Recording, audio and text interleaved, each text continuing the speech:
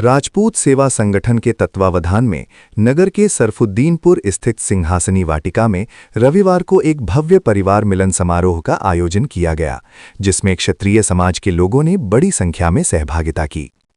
कार्यक्रम का शुभारंभ पूर्व विधायक सुरेंद्र नाथ सिंह, पूर्व मंत्री यशवंत सिंह एवं रामाधीन सिंह द्वारा संयुक्त रूप से क्षत्रिय महापुरुषों के चित्रों पर माल्यार्पण और दीप प्रज्वलन कर किया गया। इस दौरान देश की वीरांगनाओं और महापुरुषों को नमन करते हुए उनके आदर्शों को आत्मसात करने का संदेश दिया गया।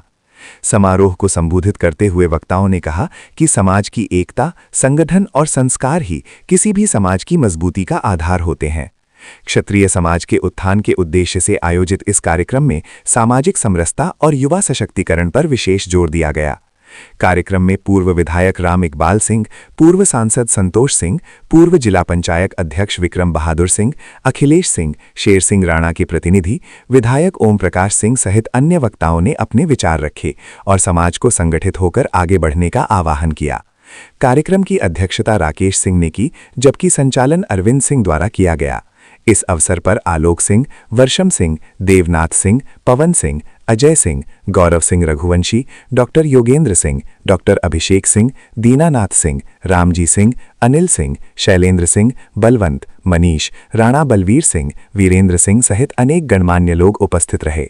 कुल मिलाकर ये परिवार मिलन समारोह सामाजिक एकता, सम्मान और संगठन की मजबूती का संदेश देकर संपन्न हुआ। आज राजपूत सेवा संगठन द्वारा कार्यक्रम किया जा रहा है। आज क्षत्रियों की स्थिति क्या है, आपने क्या अनुभव किया अभी तक? देखिए पत्रकार जी, क्षत्रियों की स्थिति किस दृष्टि से आप जानना चाहते हैं?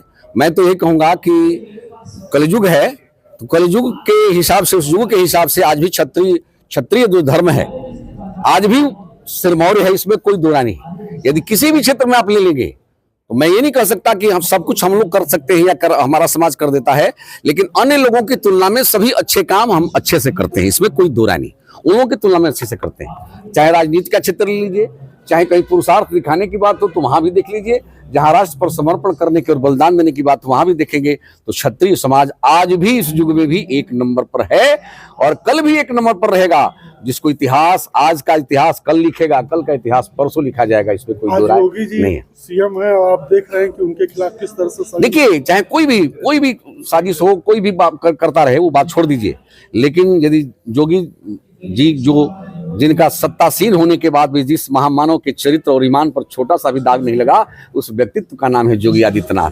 कोई कुछ नहीं बिगाड़ सकता। जिसके जीवन में केवल जिसके जीवन में पवित्र ईमान और साहस होगा, फिर सामाजिक जीवन में उसके झंडे को लहरने से कोई रोकने वाला नहीं होता है। और जोगी जी के पास दोनों है। कोई भी, किसी भी दल का कोई भी नेता क्यों ना हो, लेकिन जोगी जी के चरित्र और ईमान के सामने बौना है, उसके सामने कोई टिकने वाला नहीं। पर जो नया कानून आया, जय श्री राम, जंगल विरोधी कानून है। देखिए पत्रकार जी, मैं निश्चित रूप से कहूंगा कि ये भारतीय जनता पार्टी के हमारे का जो है आत्मघाती कदम है और ये अच्छा हम नहीं कहेंगे। मैं बिल्कुल व्यक्तिगत रूप से मैं कह रहा हूं कि ये अच्छा निर्णय नहीं है। यदि वोट के लिए किसी सज्जन और स्वाभिमानी कौम को, स्वाभिमान को दुर्बल करने का कोई चिंतन करता है, तो मैं कभी भी इसको अच्छा नहीं मान सकता। भारतीय जनता पार्टी का नेता होने के बाद भी मैं इस विधेयक को, इस कानून को बहुत अच्छा नहीं कह सकता। मैं इसका जो है बिल्कुल मैं आग्रह करता हूं कि शीर्ष नेतृत्व को इसको जो है पूरा वापस लेना चाहिए, नहीं तो आत्मघाती कदम है, इसका परिणाम बहुत अच्छा नहीं होगा। मेरा सुरेंद्र सिंह, मैं पूर्व विधायक बैरिया बलिया से। देखिए, गीता में दिया है संत का लक्षण, अनुद्वेग कर्म वाक्यम सत्यम प्रिहितम चजत स्वाध्याय अभ्यसनम चैव वांग में उचते। कोई भी तपस्वी और शंकराचार्य का पदवी लिया हुआ व्यक्ति यदि वाणी से भी मधुर न हो, तो मैं उसको शंकराचार्य व आचार्य भी बनने की स्थिति में नहीं। मैं पूज्य भाव से जरूर कह रहा हूं, एक भगवाधारी व्यक्तित्व है, लेकिन शंकराचार्य बड़ी चीज होता है, वो आचार्य भी बनने लायक नहीं है। क्योंकि जिसके पास वाणी की पवित्रता न हो, वाणी की मधुरता न हो, गीता में भगवान कृष्ण कहे कि अनुद्वेग कर्म वाक्यम, ऐसी वाणी बोलिए जिससे किसी को कष्ट न हो। जो आदमी योगी आदित्यनाथ जैसे व्यक्ति को कहता है कि बाबर और हुमायूं के लड़के हैं, मैं समझता हूं कि बिल्कुल जो है, बिल्कुल उसका चिंतन गंदा है। और खुद बाबर और हुमायूं के सुअर और मांस खाने वाले लोगों की प्रशंसा करने वाला साधु कभी साधु और शंकराचार्य हो ही नहीं सकता है।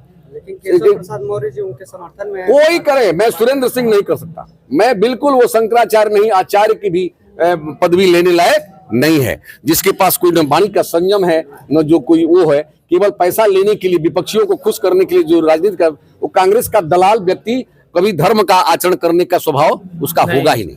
इसलिए जोगी जी का शिकायत करने वाला व्यक्ति साधु हो ही नहीं सकता है, जिसके जीवन में महाराज मुख्यमंत्री के पद पर पदासीन होने के बाद भी जिसकी बहन आज चाय की दुकान पर अपना जीवन बसर कर रही हो। मेरे भाइयों, इस दुनिया के इतिहास में मैं कह रहा हूं कि जोगी जी के चरित्र विमान का कोई नेता सामाजिक जीवन में भी